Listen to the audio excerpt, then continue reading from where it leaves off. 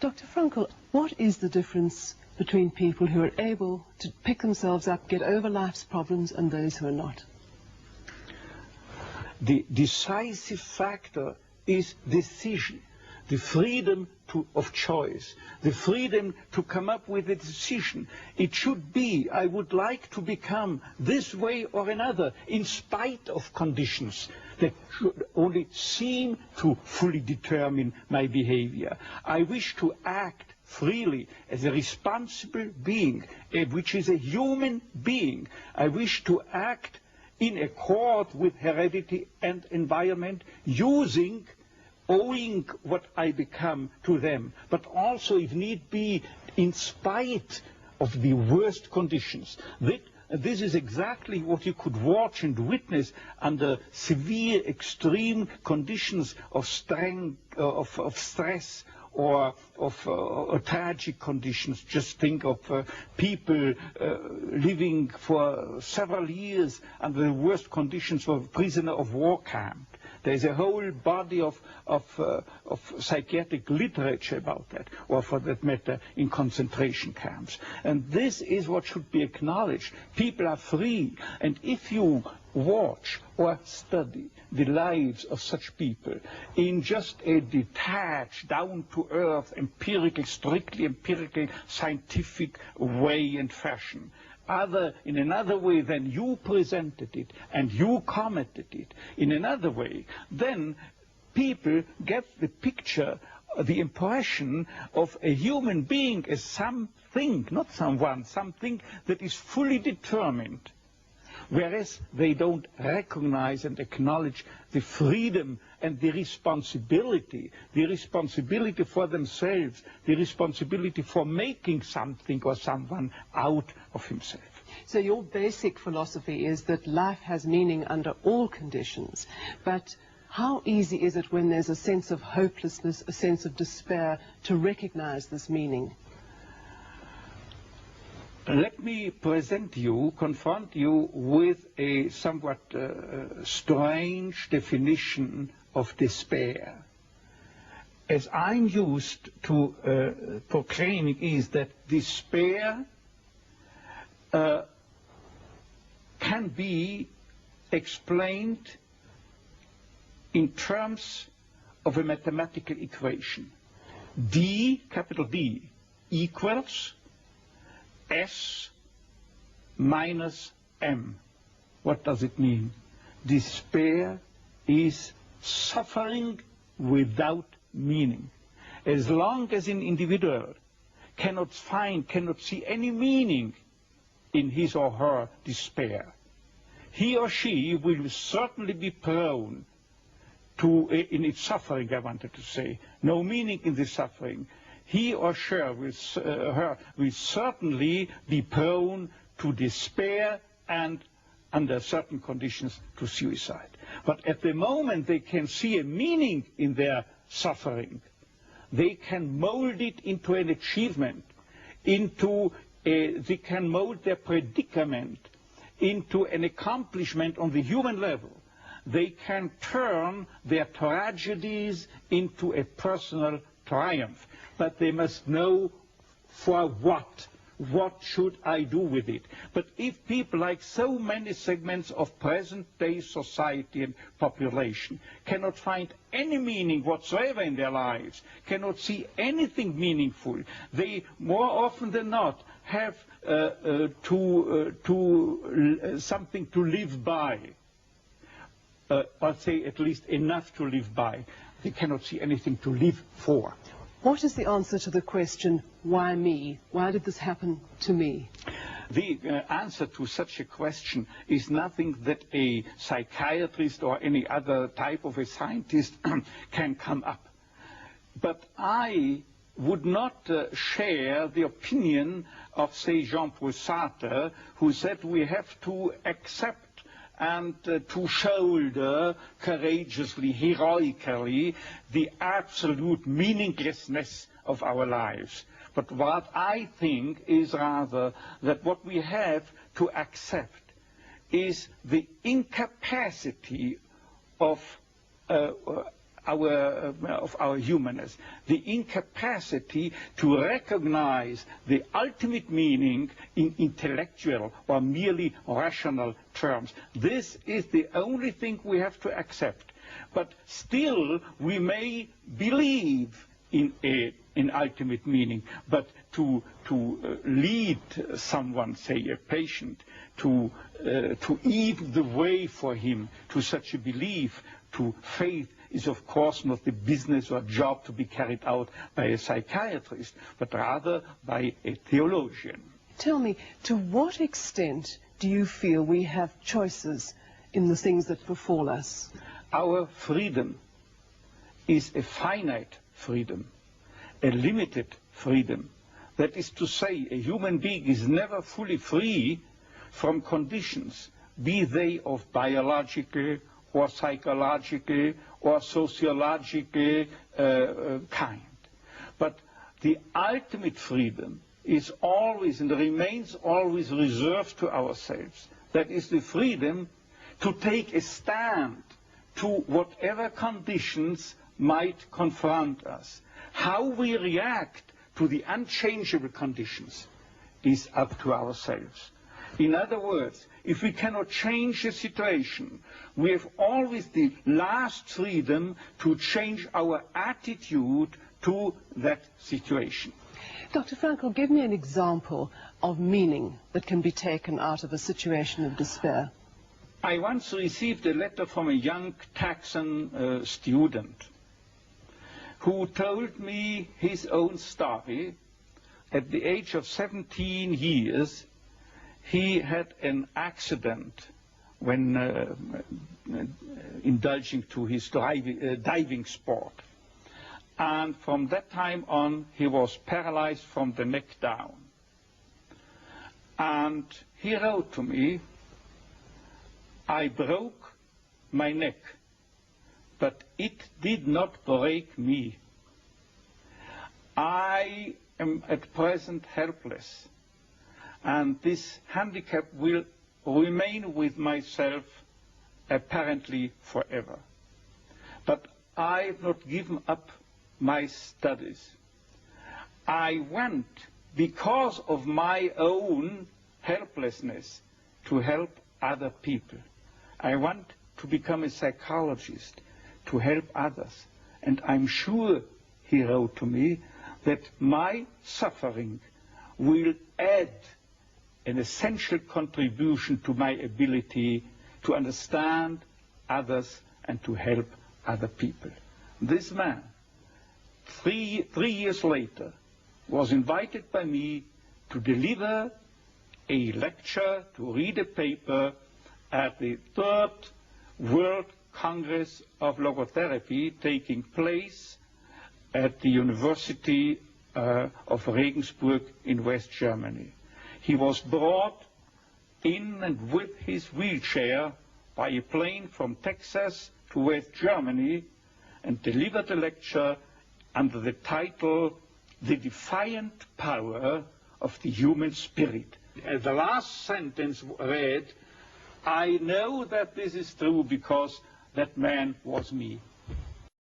For a quarter of a century, I had the honor to be the director of a neurological department at a general hospital.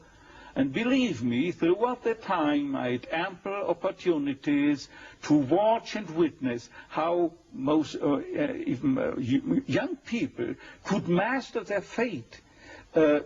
Young girls, for instance, that had danced a weekend before in a disco, then were paralyzed due to a brain tumor or a tumor of the spinal cord, a neoplasm of the spinal cord. Or how young men who the last weekend still were skiing in the Austrian Alps or driving their Yamaha motorcycle, could no longer move a leg. And I've seen people who were amputated. All 4 extremities had to be taken away due a certain case, what I have in mind, due a high voltage electric accident. And I know that one told his former nurse from the hospital, he wrote to her a letter, before this terrible accident, I was bored, always bored and always drunk. And since my accident, I know what it means to be happy, imagine, with no extremities. I know what it means to be happy. His life had become full of happiness again, simply because as long as you are pursuing happiness, as the phrase reads, as long as you are aiming at happiness, you cannot obtain it. The more you make it a target, the more you miss the aim and you miss the target. This is most conspicuous in cases of sexual neurosis, where exactly those people, male patients, who are striving to demonstrate their potency, they fall prey to impotence. The more a female patient tries to show to herself at least how much she is capable of experiencing a full female orgasm, the more she is doomed to frigidity. But at the moment you do not think of pleasure or happiness, but just you give yourself, be it in sexual activities, be it in work, be it in love, at that moment that you are no longer concerned with becoming a happy or a successful man or a woman. At that moment, happiness installs itself by itself. But Dr. Frankl, tell me, how could the people in the death camp at Auschwitz, and you were there yourself, what meaning could they take out of an absolutely hopeless situation? They knew they were going to die. What I can say about the lesson I took home from Auschwitz and Dachau and so forth, let me prefer to speak in a more personally detached way by referring to the absolutely parallel experiences that people had in prisoner war camps. The literature, psychiatric literature in the field of psychiatry of POW camps shows, independently from each other, that psychiatrists found out that those inmates or prisoners were most likely to survive the camp period. Those, I say, who were orientated toward a future, orientated for becoming free again in the future, and most importantly, oriented to a meaning that they had to fulfill in the future, a task that they had to complete in the future, and or to be reunited with their beloved people in the future again. Let me just recount an incident that happened to me in one of my own concentration camps. I was confronted within a couple of days with 2 people, 2 comrades, the one of whom I knew that they are prone to suicide. Now what happened? I asked both why they wished to commit suicide, to take their lives, and without knowing, independently from one another, they told me, see doctor, I've nothing to expect from my life anymore. And you know what I improvisingly asked them? Now listen, isn't it conceivable that instead life expects something from you? And then it turned out that one of them was expected by his own daughter, whom he loved above all.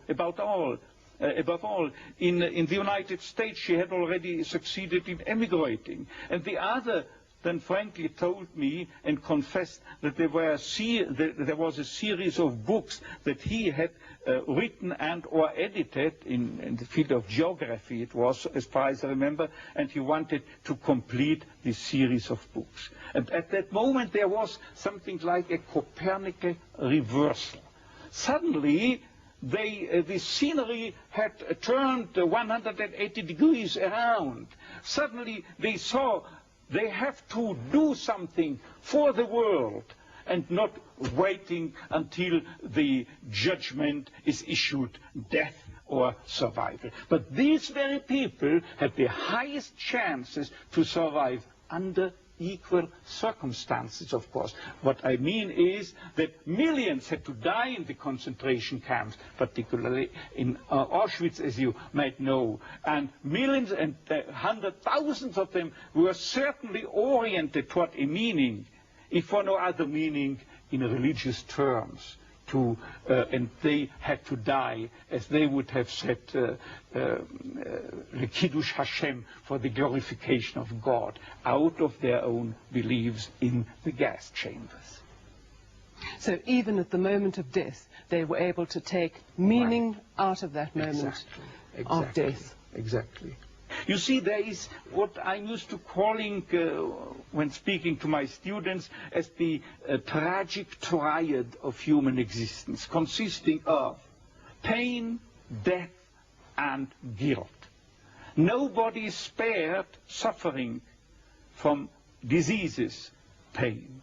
No one of us human beings can escape death, finally. And there is no one who could keep himself free from guilt. It is not possible.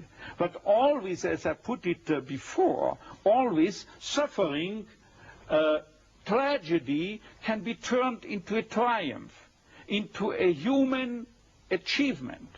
And as to death, it could well serve as an incentive to responsible action, because unless we were mortal, imagine if we were immortal, then we could postpone everything. There were no hurry. There were no need to do something right now. But there is a wonderful word of an author who has not written but said it about 2,000 years ago. You find it in the Bible. It is Hillel, H-I-L-L-E-L, who once said, if I'm not doing it, who will do it? If I'm not doing it right now, when shall I do it? But if I'm doing it only for my own sake, what am I? This means no really human being. Because a human being is not someone, as psychotherapeutic systems depict the human being. He is not someone that is concerned primarily and originally with complexes, conditions, conflicts, and problems going on within his psychological system, intrapsychically, as it were. But normally, fundamentally, originally, primarily, basically, any human being is concerned with something out there in the world, is concerned with someone out there in the world, a work to do, a job to complete, a task, a meaning, a mission in life waiting for him exclusively, to be materialized, to be actualized by him and by no other person. Right now, who else if not he? And finally, this he doesn't do for himself, for his tranquility, for his discharge of tensions, for his inner equilibrium, for getting rid of the stimuli of the superego which is dissatisfied, or obeying the father image. But he's doing it for the sake of a cause to serve, or another person to love, and never for himself only. Thus, this is what man can do. And imagine if he were not mortal, then he could postpone everything. There would not be the 1/3, the 2/3 of Hillel's dictum. There would not be sense in the formulation when, if not now, because he's immortal.